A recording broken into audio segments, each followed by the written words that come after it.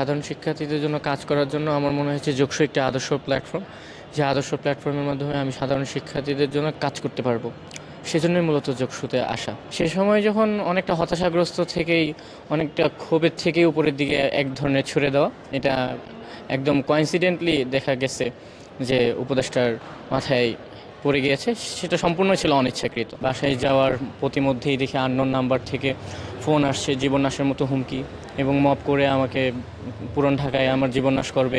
গত মে মাসে long March two Jamuna আন্দোলনে এই শিক্ষার্থীর অনিচ্ছাকৃতভাবে ছোড়া একটি বোতল গিয়ে মাথায় লাগে একজন উপদেষ্টার। এরপর থেকেই শুরু হয় হুলস্থুল কাণ্ড।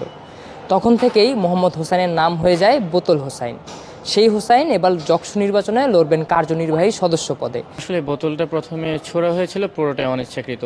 আমরা সারাদিন রোদে এবং বৃষ্টিতে ভিজছি, তারপর সেখানে পুলিশের নির্যাতনের শিকার হয়েছি, টিয়ারশেল নির্যাতনের শিকার হয়েছি। আমরা পুরোটা দিন অপেক্ষা করতেছিলাম এবং আমরা পুরো একটা স্ট্রাগলের মধ্যে গিয়েছিলাম।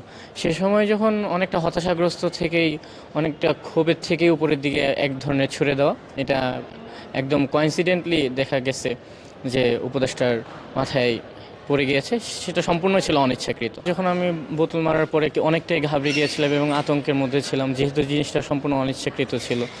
তারপর সেখানে বড় ভাইরা বলল যে তুমি বাসায় চলে যাও, তোমার এখানে থাকার দরকার নেই।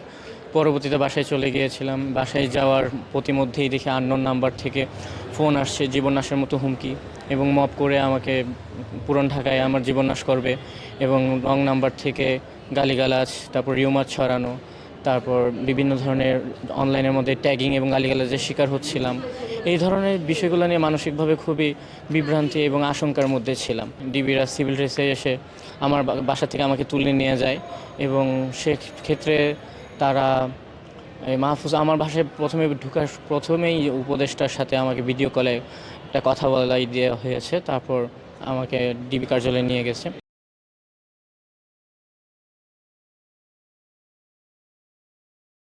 তারা দেখলো, আমার মোবাইল চেক করে দেখলো, তারপর আমার অনেক কিছু দেখলো, বিভিন্ন প্রশ্ন করলো।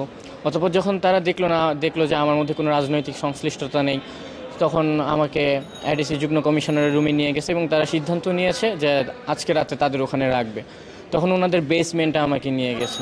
তো বেসমেন্টে 2টা সেল ছিল, ওই সেলের মধ্যে রাখার একটা প্রচেষ্টা চালানো হয়েছে। ওখানে দেখছি হত্যা মামলার আসামি একজন সাবেক মন্ত্রী মমতাজ, ওনাকেও রাখা হয়েছে সেলের মধ্যে। ওনার পাশের সেলে আমাকে রাখার একটা প্রচেষ্টা করা হয়েছে। তখন আমি কন্ডেম করেছিলাম যে উইদাউট ফৌজদারি মামলা আপনারা কীভাবে আমাকে সেলের ভিতরে রাখবেন, বাই ফোর্স যদি রাখেন আপনারা জবাবদিহিতা করতে হবে। তখন প্রায় রাত বাজে প্রায় 11টার উপরে, 12টার কাছাকাছি।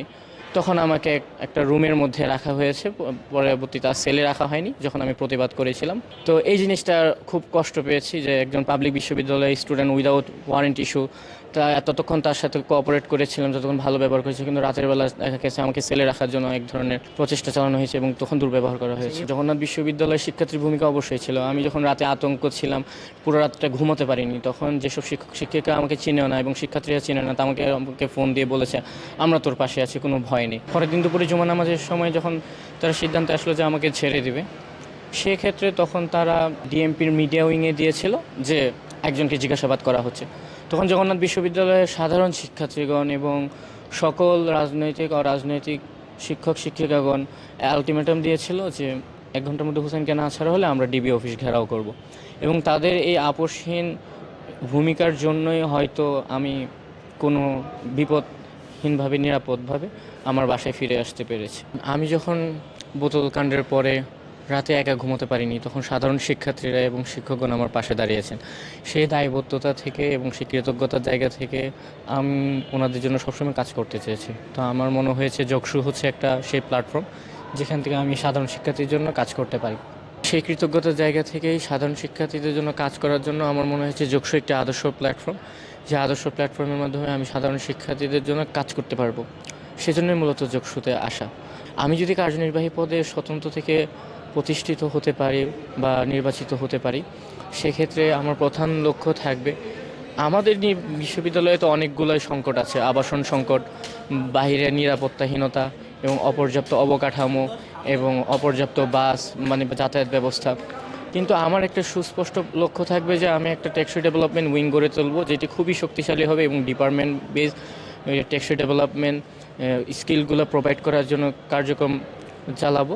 এবং চেষ্টা থাকবে যে ডিপার্টমেন্ট ভিত্তিক, যেমন ধরুন ভাষা শিক্ষা এবং মনে করেন সফটওয়্যার ভিত্তিক স্কিল ডেভেলপমেন্ট এবং কোনো একটা অন্য একটা ইন্টার্নশিপ করা, এই ধরনের কাজগুলো যাতে বিশ্ববিদ্যালয় থেকে প্রোভাইড করা হয় এবং সর্বোপরি একটি স্কিল জবিয়ান পরিবার যাতে গড়ে তোলা যায় এবং আমাদের প্রতিটি জবিয়ান ভাই বোনেরা শিক্ষা কেন্দ্র এবং বিশ্ববিদ্যালয় ছাড়ার পূর্বে যাতে একটা অতিরিক্ত দক্ষতা নিজের করে নিতে পারে, সেই জন্য একটা স্কিল ডেভেলপমেন্ট প্রোগ্রাম লঞ্চ করা, যেটি আমি চেষ্টা করব যাতে বিশ্ববিদ্যালয় থেকে প্রোভাইড করা হয়।